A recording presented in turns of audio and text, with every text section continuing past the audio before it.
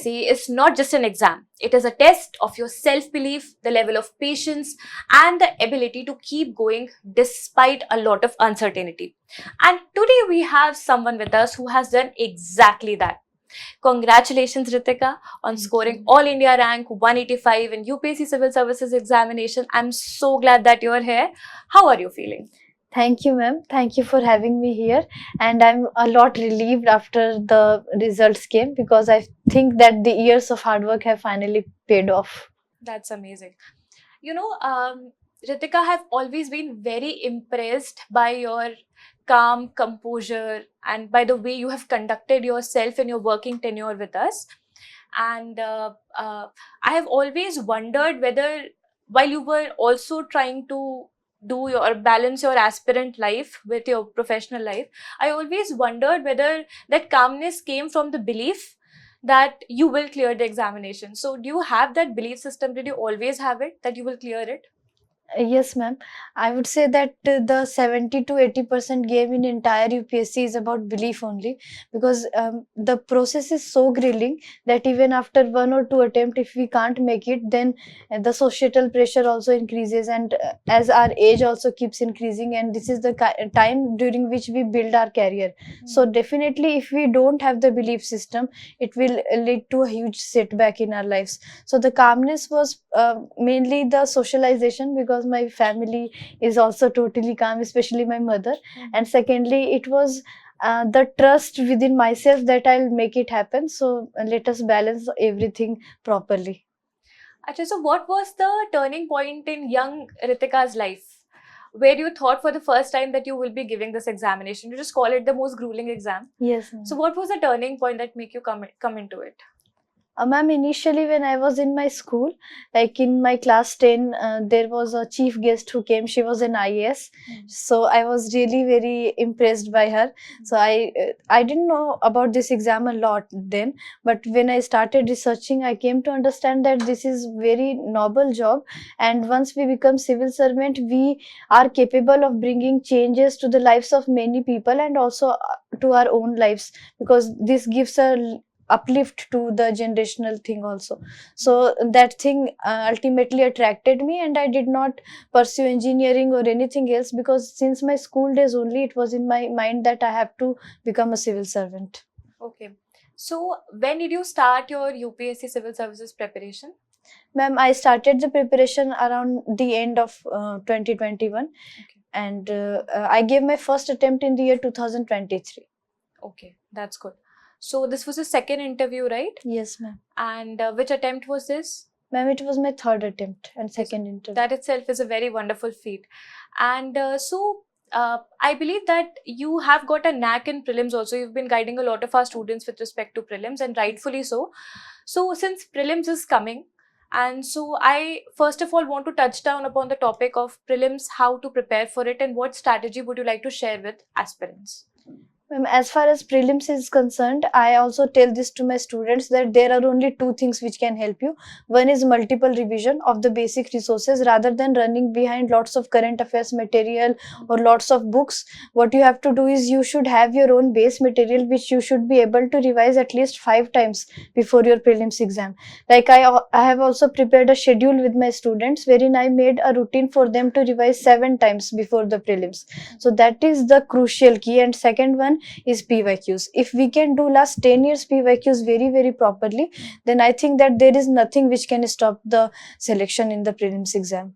So sometimes what happens, since students are giving a lot of test series nowadays of prelims, Yes, they get demotivated by their scores. Yes, And then it also happens because sometimes the content that we have consumed during the examination cycle is only helping us to solve intermediate level question but not the advanced level question. This is primarily happening in case of economy and geography, where application based questions are being asked, and test series are also a little on the tougher side only. Yes. So what would you recommend them, how to tackle the test series, how to have the right mindset towards test series, and to what extent should they prioritize test series?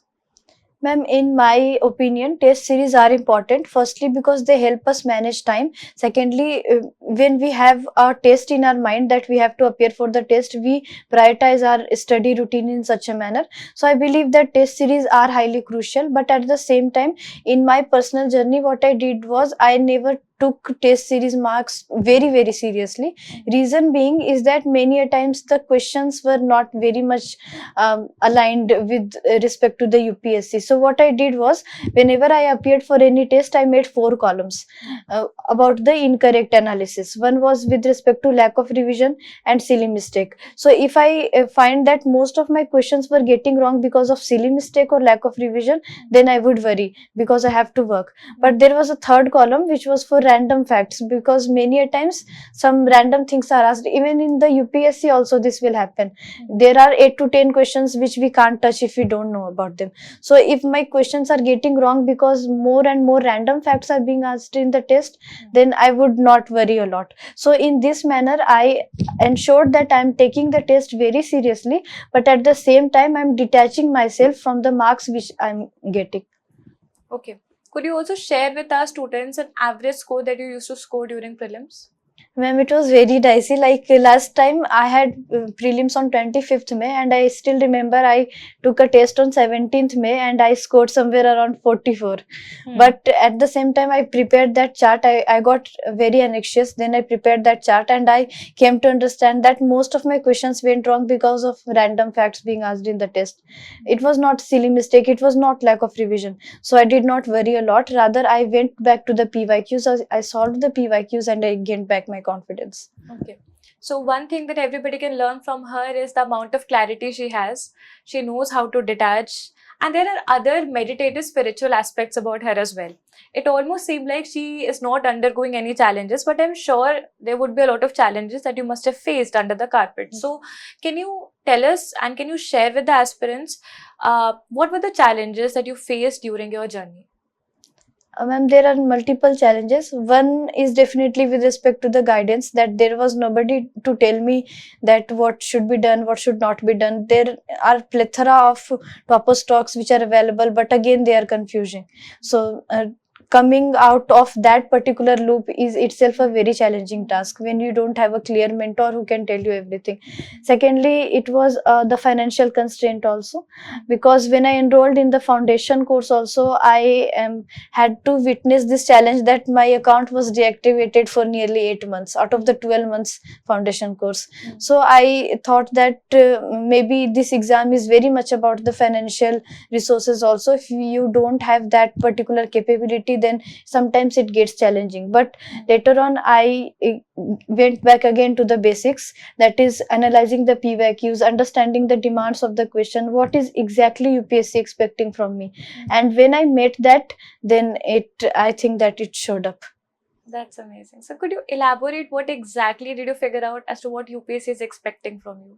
Yes, ma'am. It varies from stage to stage. Firstly, for the prelims stage, I think that UPSC is expecting us to see GS paper 1 also as a logical reasoning paper. Just like in GS 2, we see the reading comprehension. So we need to develop that logical ability to tackle the questions. Not everything can be read for the prelims exam. Only I think 35 to 40 questions at max will be from our notes only. For rest of the questions, what we need to do is we need to develop the logical ability. We need to show the presence of mind. We need to have the ability to work under pressure, because 2 hours paper happen, then during summer season it gets very exhausting, then again CSAT paper will take place. So I think that presence of mind, logical ability and calmness is something which UPSC is expecting in the first stage itself. Then in the second stage, UPSC is checking whether we are faint minded or we are very much strong from our mindset, because one day they will take 2 papers 6 hours, then again next day 6 hours. So what is UPSC is expecting from us is that we are able to work under pressure. Also, when it comes to answer writing, I believe that structure and presentation matters a lot.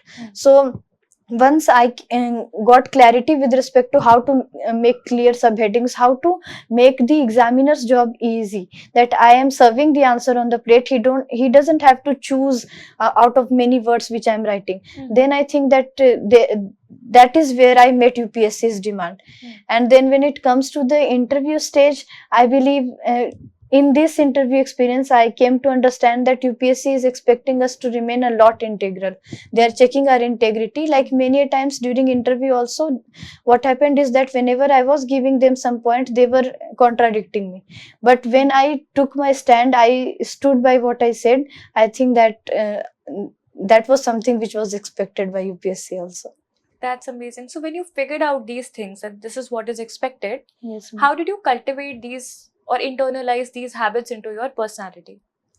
Ma'am, when it comes to prelims, when I came to understand that logical ability is something which is crucial, I made sure that throughout day I'm studying, but I'm keeping 1 hour daily at night only for solving PYQs. I won't be doing anything, no test, nothing, but I'll always be relying on PYQs. And same goes for CSAT also. So PYQs was something which helped me develop logical ability. Also, when I started my morning during prelims days, I ensured that I'm solving 20 daily current affairs MCQs. Those also helped me cultivate that mindset. Out of 20, sometimes I got only 6 question right or 7 question right, but at least I was thinking that I am at least trying. So that is the MCQ solving aptitude which I developed. And when it comes to mains stage, I believe that having your own structured notes, and so that you can just copy paste it in the exam, is something which is crucial. Because what happens is that many times we are having our foundation course notes, we have plethora of knowledge, but we are not able to replicate it in the exam hall itself. Therefore, having a proper notes, proper answer writing practice is something which helped in the mains stage, ma'am. Okay. And how do you become more integral to yourself? How do you become more integral to your values, despite sometimes society not being very supportive in that regard? Or as specifically, I believe that a lot of people face challenges because they succumb to the reality, they succumb to the expectations of the society. They are not able to take their proper stand, they're not able to be integral to their own values. Yes. So how have you cultivated those values? And firstly, the credit goes to my parents, because they always taught me to be honest with yourself. Like my father and my mother have always told me that, for example, if during my school days I saw that students were cheating during exam, and I came home and I told my parents that she was cheating and all things like that, then my mother said that she is cheating with herself. Today she thinks that she is able to score well, but actually this thing will go on for her life. So never do such things. And my father also told me that no matter what happens, never lie to yourself, because you can deceive others but you can't deceive yourself. So that is something which always stuck with me, that I cannot lie to myself. I can lie to others but not to myself. And therefore this got carried. And when it comes to UPSC preparation, I believe that students do succumb to the societal pressures. Maybe after a few attempts they abandon the preparation as a whole, and sometimes they think that people are reading this book, I should also keep reading this book. Because while mentoring also, I have seen this tendency that once when I tell the students to follow something, but they'll say that but my roommate is following this. So sometimes they will not listen, and they will succumb to whatever is being told to them. So I think that during such times they should have a very clear mindset. They should know what is right, what is wrong. Like whenever I feel confusion, I make 2 columns, that what is going on in my mind and what should be my next step. So journaling is something which I have been following since class 7, and I think that it is something which has given a lot of clarity to me. And when clarity is there, I think that integrity follows. That's amazing. And everything makes so much sense because I have worked with you and I have seen you very closely. I also know that how thoughtful you are with respect to people. The way you write about them, the way you've written about me, the way you have expressed things, it is very articulated and it is very thoughtful. It is beyond anybody's expression. And I think that must have helped you in essay and GS paper also. Yes. Because the clarity of your thought process actually gets reflected through your writing. And I believe it's the other way around also, because you've been writing very mindfully, Yes. you've become more structured in your expression. Yes. So that is something that, you know, it could be cultivated as a good hobby Yes. for with respect to aspirants also. That you know, if you journal, I believe that it not just helps you to calm yourself down, but it also helps you to have better structure in your answers, Yes. right? Now, I was also curious about one more thing. How so you have invested roughly about 4 years in this preparation. Yes. So how much did you enjoy this entire phase? How will you rate it out of 10? Ma'am, when the exams come around, I enjoy it a lot because I think that I am very close to getting my dream. So I enjoy it a lot. But there are 2 failures which I witnessed. So that was something which gave me setback, and at that time I became sad. But like in my 2024 attempt, when I could not make it to the list, I was very sad. But again, when I started preparing, I started enjoying it. So when it comes to rating, I think that when the exams are around, I would rate it 8 on 10. Okay. But when exams are far away, like in 2022, the exams were far. I had to give my attempt in 23. Yeah. I was a little bogged down also. So I would suggest the aspirants that when the exams are around the corner, just take it as a festival. That's amazing. And you know, it also tells that the entire journey, the gestation period is very long, right? The Yes, entire ma'am. journey would be comprising of a lot of ups and downs, and it happens with everybody. Also Yes, with a ma'am. topper like you. Yes. You also felt your 2 out of 10 movement or 10 out of 8 movement. You have Yes. felt both of them together. Still, you kept your composure there, Yes, ma'am. and you were perseverant about the examination cycle. Yes. So overall, I think that calmness also helps a lot to not let your emotions drive your actions, because they will be fluctuating after every month, Yes, ma'am. right? Give me one idea that comes to your mind that keeps you away from giving up. Ma'am, I think it is personally the promise which I have made to myself.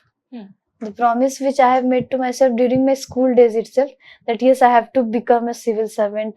So like during my school days and college days, I was a brilliant student. So when my teachers used to ask me that what will you do further, when I used to tell them that I would become a civil servant, they usually used to suggest me that you should do engineering, medical, everything. But there was a promise which I had made to myself that I have to become a civil servant. So I think the promise, the integrity is something which has kept me uptight till here. That's amazing. And I also wanted to see how a day in your life looked like. Yes. During 2 phases. One, before prelims. Let's say right now, how would you be pursuing your exam or your basic routine? And during your mains phase.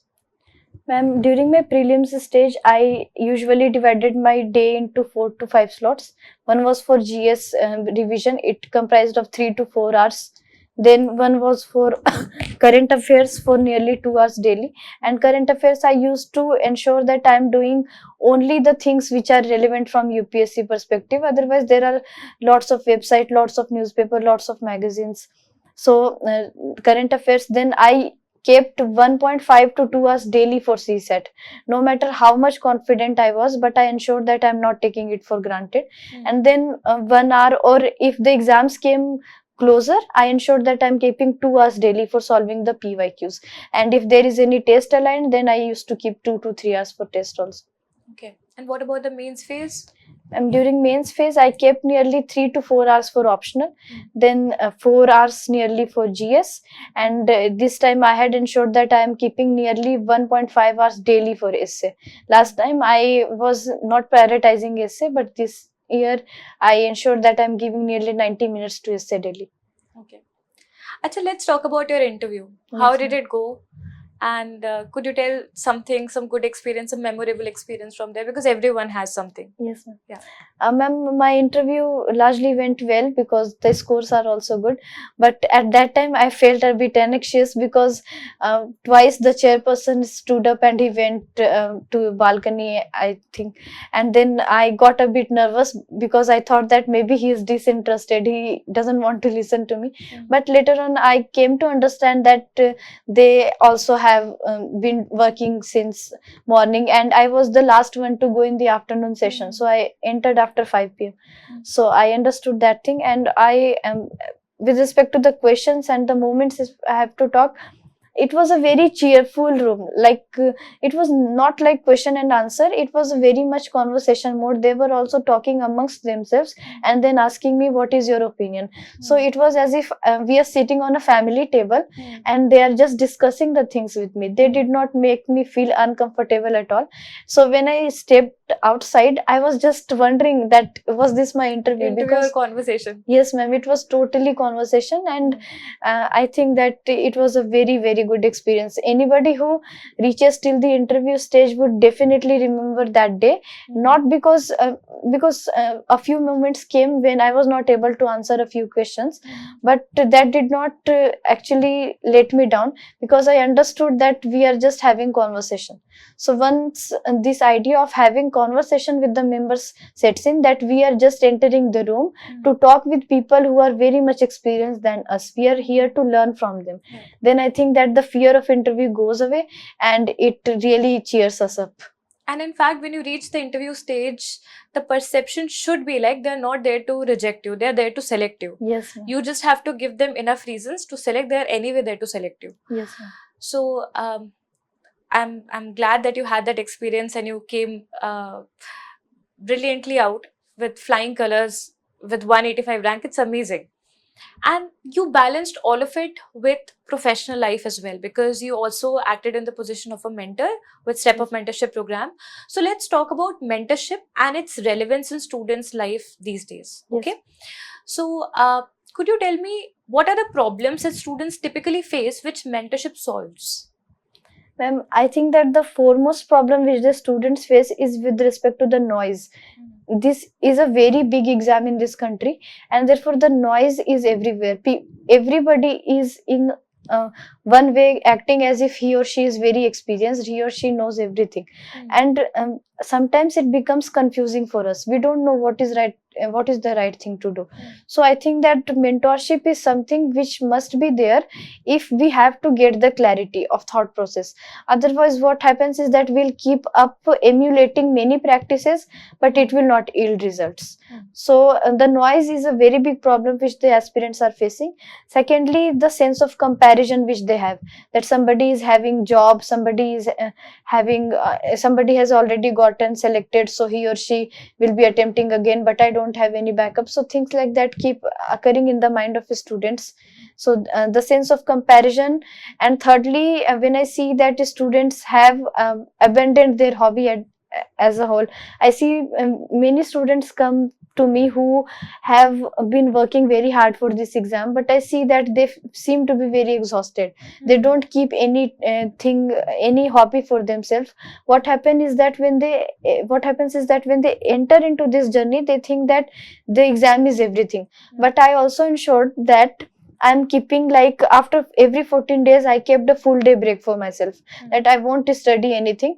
But and I'm also suggesting this to my students, because that is all actually a recharge period for us. We think that it is a waste of time, but actually it's not. So I think that not keeping breaks is something which is mistakenly done by students also. So since you've been working with us and you yourself were providing mentorship in our Yes, ma'am. program, and students are very happy about it, now they're more related now that their mentor has scored such a good marks, especially in GS you've scored very well marks, and also in interview. So while you were in the position of mentor with us and while you were working with all of us, how was your experience in Vajiraman Ravi? Ma'am, it was a very nice experience, I must say, because the work environment which this institute has was really very great. Initially, when I joined, I was a bit nervous, but my colleagues, especially you, made things very easier for me. And I believe that the reason why Vajiraman Ravi has its own name in this area is because of the work environment which it has. It is very supportive, and especially the kind of support which they have been providing in programs like the Step Up program. It is a very exhaustive list, and I really think that it is going to help millions of other students. Yes. And what do you think is the intent behind our mentorship program? Ma'am, I think that it is taking the students out of the loop of misguidance which everybody has. Nobody has the guidance, but I believe that everybody has the misguidance.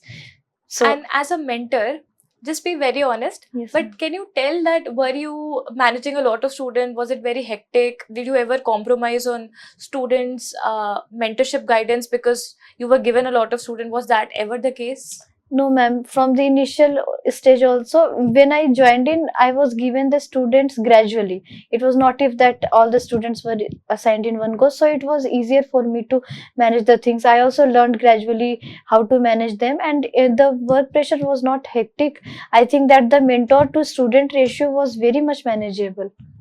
Right. And how do you feel when your students come up with their improvement in scores, or let's say they come because they are feeling more confident about preparation now? So how do you feel about it?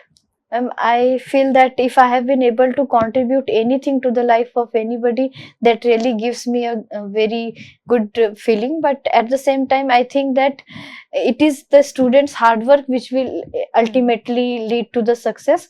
So I would suggest them to not get misguided by the various things which are happening in the market. Rather, listen to one mentor if he or she has been assigned to you, and you will make it. So you were also a part of our IGP, right? Yes, ma'am. So how was your experience with that, and did it help you in your interview stage? Yes, ma'am. Actually, I was a part of IGP twice in 2024 as well as 25. And my 24 experience was particularly good because I had one-to-one session with Ravindran sir. And I must honestly say that when I came out of that room after interacting with sir, there was only one sentence in my mind, and in fact I told my mother also that I want to become a learned person like him, because at this stage, at this age, he was very much aware about the issues, the things which are happening even in Jharkhand also. He was very meticulously listening to me.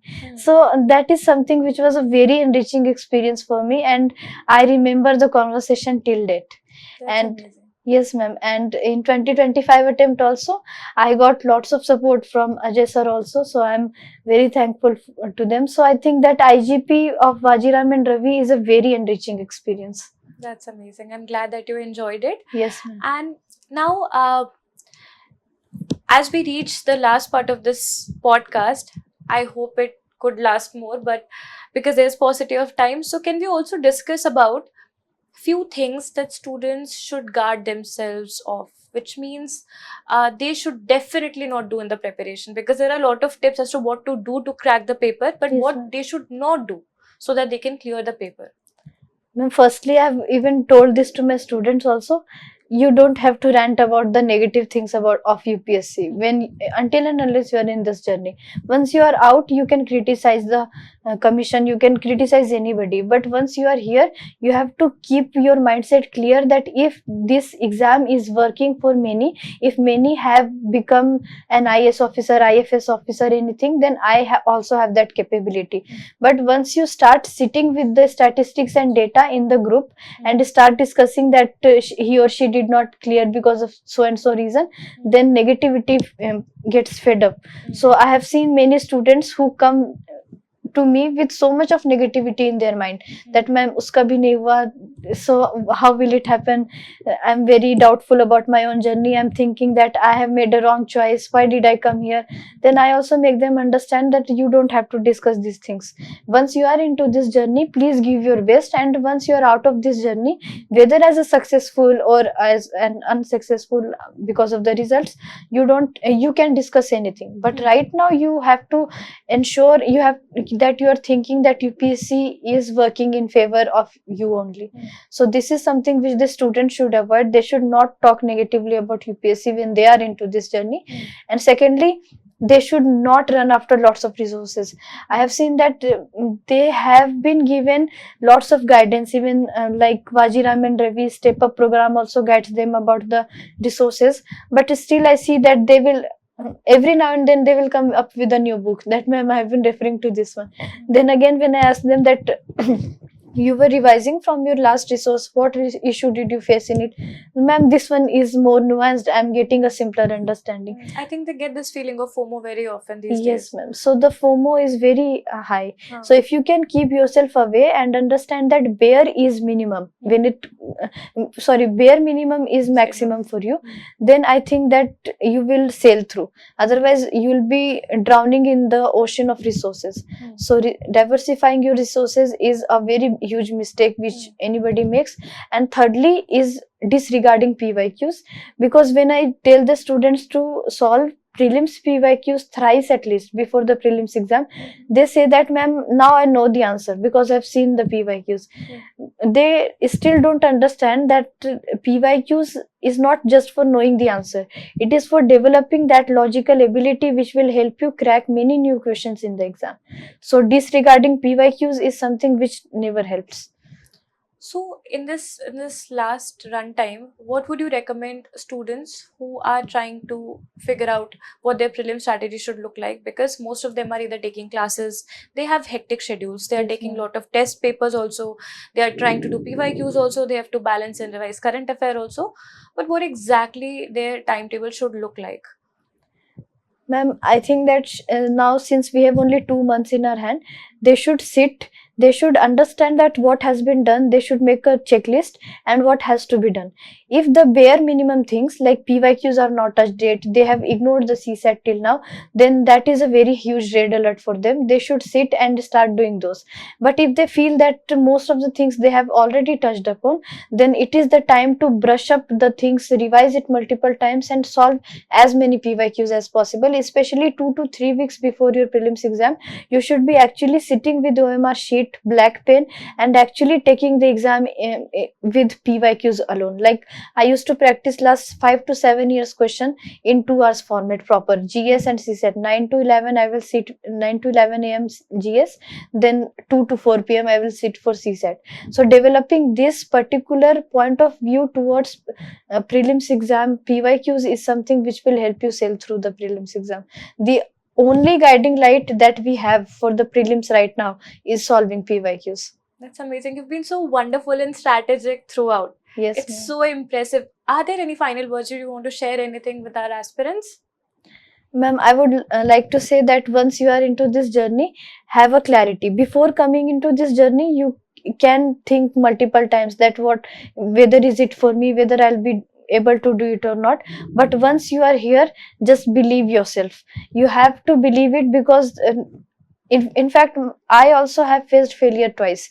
So there were times when I used to think that did I make a wrong choice, was it right for me or not. So there will be times when UPSC will be rejecting you, but ultimately you are here for the selection. So trust the process, trust UPSC as a body, and most importantly trust yourself. So trust is the keyword which should be guiding your entire preparation. And one final thing I want to know from you. Yes. Most of the people are anxious about prelims and mains because there's an anxiety, a fear of failure. I believe if they can somehow manage that, they will be able to manage the other emotions around it, which is generally not helping them to optimize their full potential in the exam. Yes, ma'am. What, according to you, helps a student beat that fear, that anxiety of failure? Firstly, it is staying away from the rumors which UPSC के बारे में people are spreading, and secondly is believing your own notes and your own strategy. Because once we start doubting our own notes, our own strategy, and if we think that others are doing such and such thing, I am doing this, so that ultimately culminates fear in us. So if you have to stay out of that fear zone, then you have to trust your own resources, you have to trust your own strategy, because there is no one short way to clear this exam, that is for definite. So you have to trust yourself that whatever I am doing will definitely yield result, and if there is something which you find that is not helping you, then just discard it. But if you find that there is something which has helped you even once, which has given you clarity of thought, then just stick to it. Okay. So thank you so much for this conversation. It was so wonderful, so enriching. I am sure it has helped a lot of our students Thank to you, ma'am. get clarity in life, to understand how to deal with not just success but also with failure, how to be bold, how to be brave, and how to be resilient like you. So I'm very glad that you have scored this, and I'm very glad that we had this podcast. Thank you so much everyone. But before winding up, मुझे आपको देख के एक छोटी सी कविता याद आती है सोहनलाल द्विवेदी जी की, कि लहरों से डर के नौका कभी पार नहीं होती, कोशिश करने वालों की कभी हार नहीं होते. Thank you so much, everyone. Thank you, ma'am.